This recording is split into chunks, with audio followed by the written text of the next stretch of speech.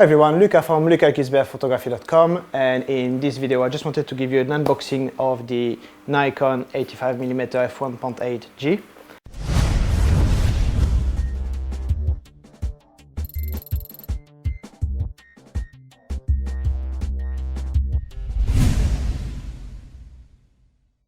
So let's go ahead and open it.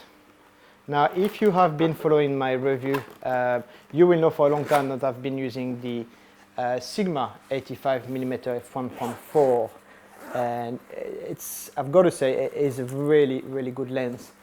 But after having tested the 85 1.8, which a friend had, I tested this about 6 months ago. I really liked the 85 from Nikon, the 1.8. So I decided to do a swap, and here it is. So comes with a little pocket, which I never used. You guarantee some kind of instruction to tell you how to use the lens, and that is pretty much it. So put this aside. Comes in a plastic box. And what you have here is a lens hood,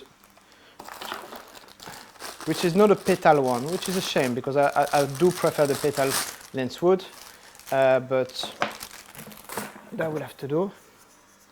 And it's a really good plastic, so that's a good thing. And here is the lens.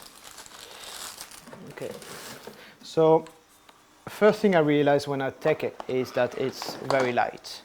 Now if you compare it to the 85 1.4G without the lens hood, which I will take out now, it's a massive size difference, and there's also a massive size difference in the price. The Sigma is no far from double the price as this one, so it's quite a big difference. In weight size is exactly the same. The Sigma is much heavier. This is because there is more glass to achieve that 1.4.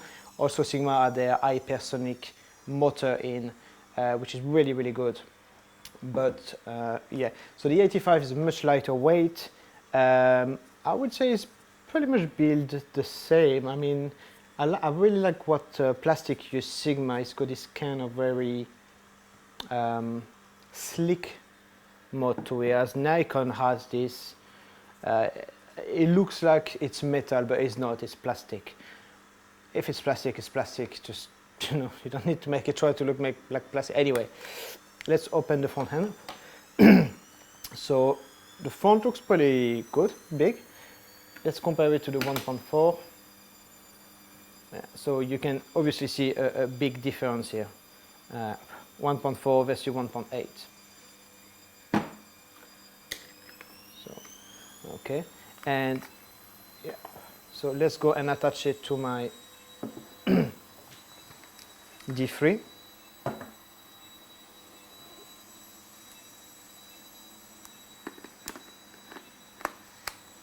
Okay, right, so let's have a quick test of the focus. It's not exactly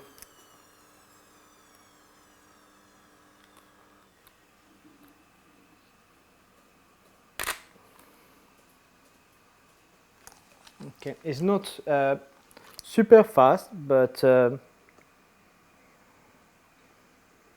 it's not that bad. Yeah, I've tested much worse than this. The Nikon 80-200 was an absolute nightmare to use. It was so slow, and if it was missing the focus going back and forward, it was really hard. As this one is really good.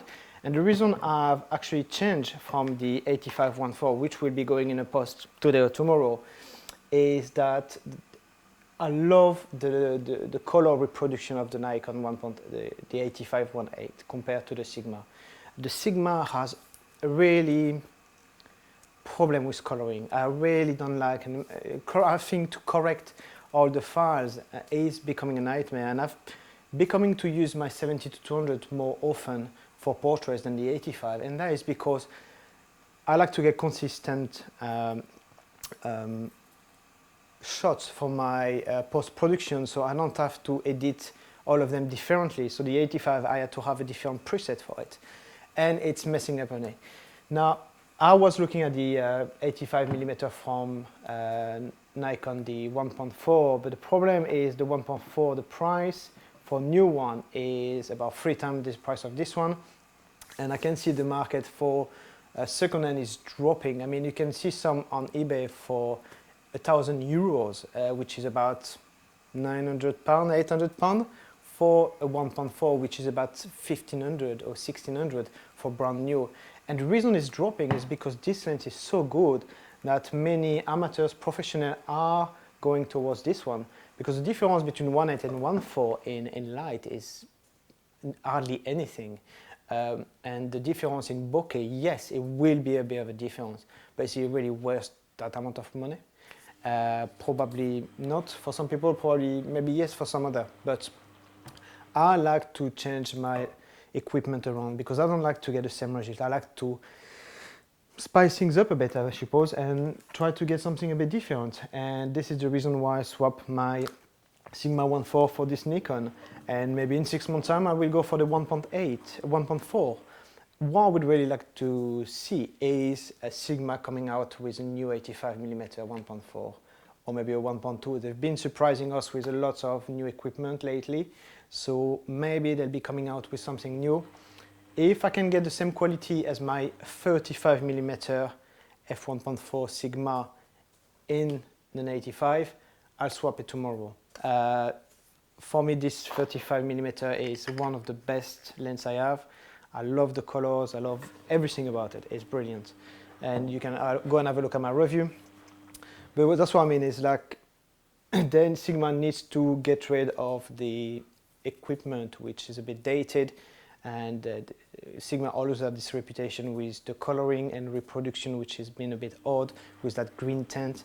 And it's true, you do have less contrast, less saturation compared to a 1.8. So yeah, anyway, this was an unboxing, so I just wanted to show you the lens compared to the 85. Because the lens is going to be going soon, I'm going to try to do a few tests before I did the video to put it at the end, just to show you the difference. And yeah, if you have any question before I do the full review of the 85-1.8, please let me know. Any question, let me know. Yeah, I just said that. All right, cheers, see ya. Right, okay, so what I've done is I've taken a few pictures with it. Nothing fancy, really nothing fancy, just put it onto my D800, went out with my kids and took a few pictures when I was out. So natural light, I was in aperture priority and manual mode between the two, and just trying to find, first I was a bit playing with the focus, trying to see if I can get a good tracking with the focus, and then after just taking a few pictures just to have a look at the sharpness, and also try to play with the bokeh and see what I can get in the background. So what I was doing is I've shot every single shot at 1.8, and when I was trying to test the bokeh, I was going up and down in distance, because closer you are, more bigger the rounds will be if you look at the bokeh like rounds, and if you go a bit further back, you'll get different rounds. So if we see here, for example, I had my son running around, and what I did is I put the camera onto continuous mode and just shot with the D800, like nothing, no drive or motor drive or anything. And just to see if you could track with the focus, if the focus was good enough to follow it up. And it did a pretty good job. This was a bit of a missed focus here. I think it went pretty much on the ears, if I'm correct, yeah. So it kind of missed it a bit. I don't know if it's due to the camera or the lens or me, but it did pretty well. I was quite surprised by the quality of it. The background here, as you can see, is 1.8, is nice and blurry. You get this nice separation between the two. A bit of a close-up here, and really just messing around after I did like this one. I don't think I've worked. I just put a preset to it, but nothing much, and it did come out pretty well. Very happy with the result and with the yeah, the background, the separation you're getting. So very keen on this. A closer one my son cannot stop moving, so it's very, very hard to keep tracking him. Like if you have children, you will know exactly what I'm talking about. Here I saw this green tree in the background, and I thought, oh, let's give it a try. So just trying to get that beautiful bokeh in the back, which worked pretty well, you know. It was funny because after having done a few of these pictures, I actually posted a few on my group on Facebook. Please join, I put a link below. And I was asking, you know, what lens do you think it is? And a few people actually came back to me with the 58mm 1.4, the new one that just came out.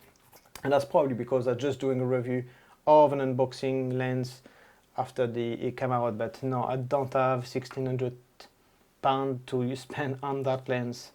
I think it will go on another lens if I had that money to spend on a lens. Anyway, see if we're going back there. So here again, a few pictures I really like because we are coming up to the end of the autumn. It's really kind of hard to get those colors, those orange, yellow, red. And I managed to get a nice tree in the background. So I put my son there. This is pure delight. And just to look at the bokeh, I had a bit of a distance between me and him, as you can see. It's not a full-on portrait, and this is what came out. So I was really, really happy with the background. I really like the quality of the bokeh you're getting on that lens. The sharpness of this lens is quite something as well. I am shooting at 1.8 here.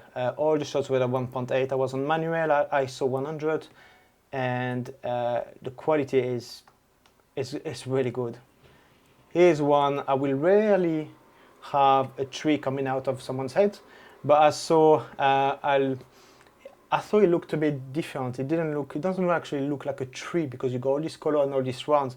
It's hard to figure out what it is, and I thought it looked funny. But anyway, that was a bit of a closer one, and as you can see the difference between when you change your distance between you and your subject, you get a different background. So for example, on this photo here, we can see the rounds being in the back being quite big.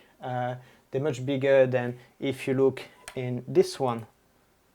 Okay, and that is because I'm changing my distance. So when people say, for example, that, you know, at 1.4 it's impossible to shoot a couple because there is this, you go very short depth of field. Well, it is true, but if you increase your distance, your depth of field increase.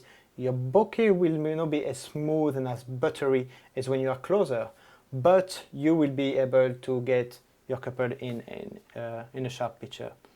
But anyway, that's coming out of the subject. So I did then after a little crop. So that's a 2:1 of that picture on the left eye, on that one here, and as I say, shot at 1.8. This is very, very impressive. I mean, I am shooting on the 800, so the resolution is going to be good, but it's still a very sharp lens, and I'm extremely happy with it. A bit overexposed, weather was changing a bit quickly, but I mean, as you can see, the colors I'm getting here, they're fantastic. It really is good. So I mean, this is only an unboxing, so it's only a few pictures just to show you, really give you a quick test of what I've used the lens with and what can be achieved. But I'll be looking to do a quite big photo shoot that's coming up soon. It's going to be a night photo shoot, and now we'll be using this lens a lot. I've not used it to try a Brownizer method, which I will be doing soon as well. But so far so good. Very happy with this lens, and I just love the color reproduction I'm getting. The background, the bokeh is beautiful. It's super sharp. And yeah, very happy with the purchase. So if you have any questions before I do the full review, please post them down below so I can try to respond or do whatever I need to do to respond during the review. And yeah, don't forget to join our group, which is I call it Lukas group. I don't mean to be arrogant, it's just that I didn't really know what to call it. And but we got a few people there, you know, we're discussing a few things like this. We were talking about batteries the other day, you know, different light and all this. So it's a good group to join. So I'll put all the details below, and don't forget to subscribe. Cheers, see ya.